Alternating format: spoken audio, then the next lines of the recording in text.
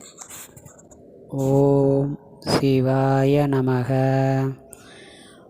ஓம் சிவாய நமக. ஓம் சிவாய நமக. ஓம் சிவாய நமக. அன்பார்ந்த நேயர் பெருமக்களே, உங்கள் அனைவருக்கும் என்னுடைய பணிவான வணக்கத்தை தெரிவித்துக் கொள்கின்றேன். இன்றைய ஆடியோ பதிவில் திருமண வரம் தரும் திருமுருகன் பற்றி இந்த ஆடியோ பதிவில்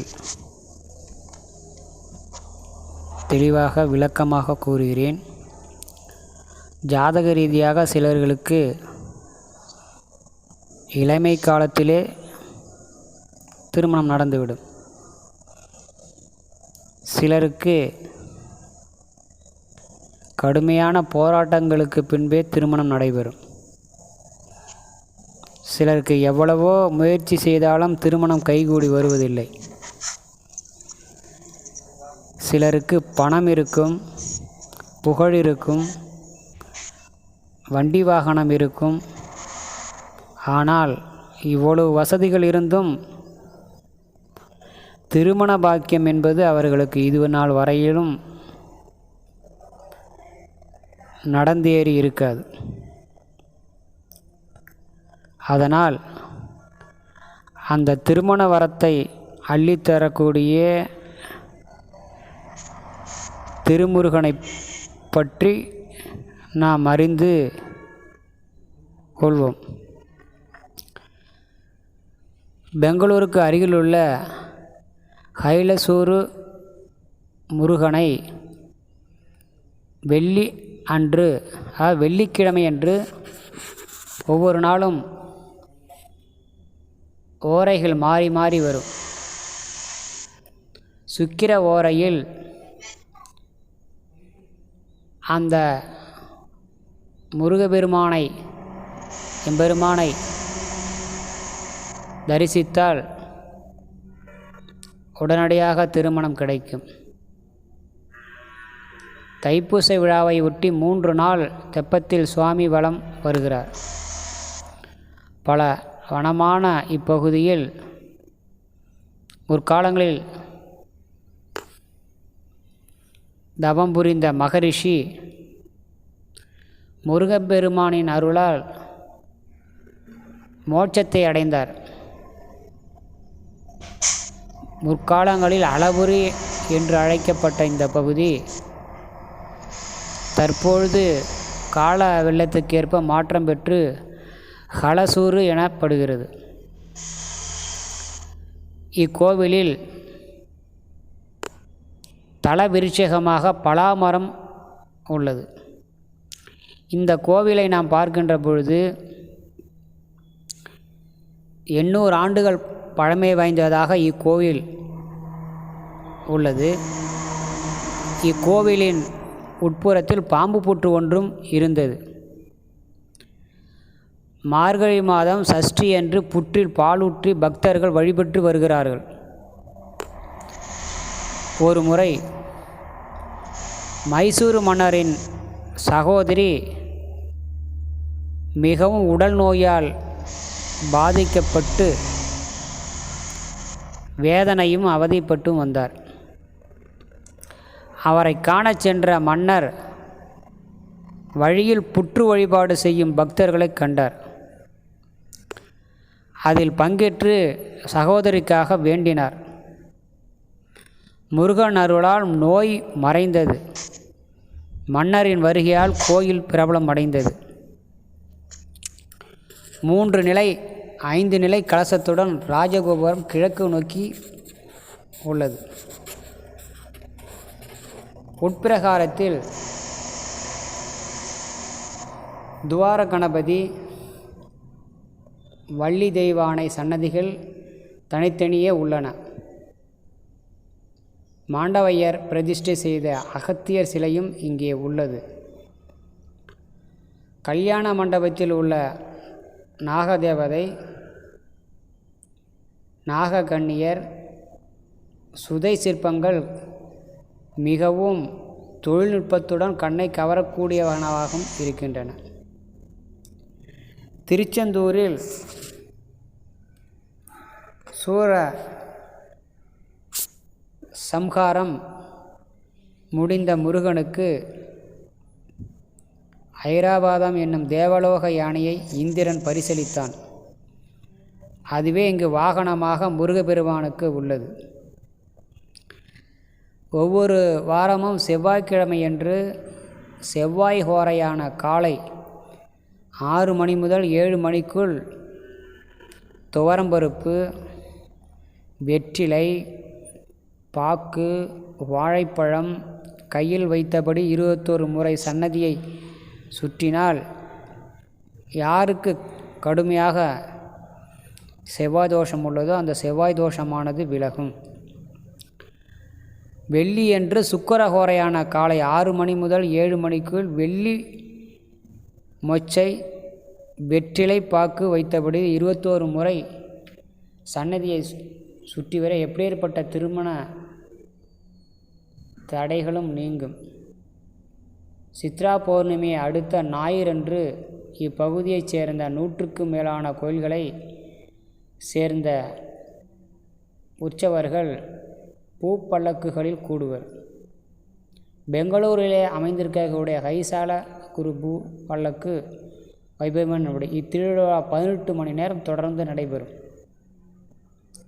ஒவ்வொரு ஆண்டும் ஐப்பசி சூரசம்ஹாரத்திற்கு மறுநாள் தெய்வானைய திருக்கல்யாணம் மிக விசேஷமாக நடக்கும். 3 நாள் நடக்கும் தைப்பூச விழாவில் பக்தர்கள் நேர்த்திக்கடனாக பங்குனி உத்திரத்தன்று 108 பால் காவடிகள் எடுக்கும் விழாவும் நடக்கும். கோயிலின் முன்மண்டபத்தில் முருகனின் 16 அவதாரங்களிலும் சுதை சிற்பங்களும் உள்ளன. கோவிலினுடைய வடகிழக்கு மூலையில் சதுர வடிவ தெப்பக்குளமும் அமைந்துள்ளது. தைப்பூசத்தின் போது 3 நாட்கள் தினமும் இரவு 6 மணி முதல் 9 மணி வரை சுவாமி தெப்பத்தில் வலம் வருவார். குளத்தின் முன்புறம் 10 மலை முருகனுக்கு 26 அடி உயரத்தில் சிலையும் மிக பிரம்மாண்டமாக அமைக்கப்பட்டு அதனை பக்தர்கள் பயபக்தியுடன் அழிகிறார்கள். சரி, இத்திருத்தலத்திற்கு சென்றால் திருமண தடை நீங்கும் என்று பார்க்க வேண்டும். இத்திருத்தலத்திற்கு செல்வதற்கான வழி எவ்வாறு? ஓசூரிலிருந்து மடிவாளா 13 கிலோமீட்டர், அங்கிருந்து கைசுருளா 6 கிலோமீட்டர். விசேஷ நாள் சித்திரை பூப்பல்லக்கை உற்சவம், வைகாசி விசாகம் மார்கழி 12 நாள் பிரம்மோற்சவமும் தைப்பூச தெப்பமும் சிறப்பாக நடைபெறும். நேரம் காலை 6 மணி முதல் 12 மணி வரை, மாலை 5 மணி முதல் இரவு 9 மணி வரை.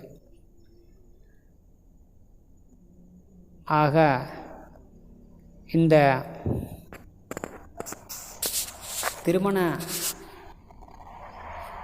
வரத்தை தரக்கூடிய முருகப்பெருமானை வழிபட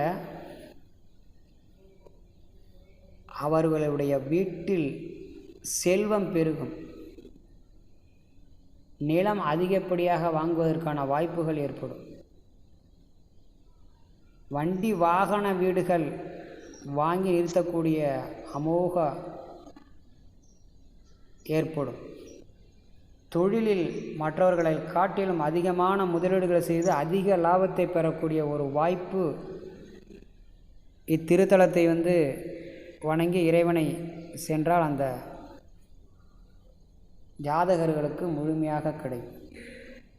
அரசு பணி வேண்டி மிக கடுமையாக போராடி ஜெயித்து கொண்டிருக்கக்கூடியவர்களுக்கு செய்தால் அதன் மூலமாக அரசு பணியும் விரைவிலே கிடைக்கும்.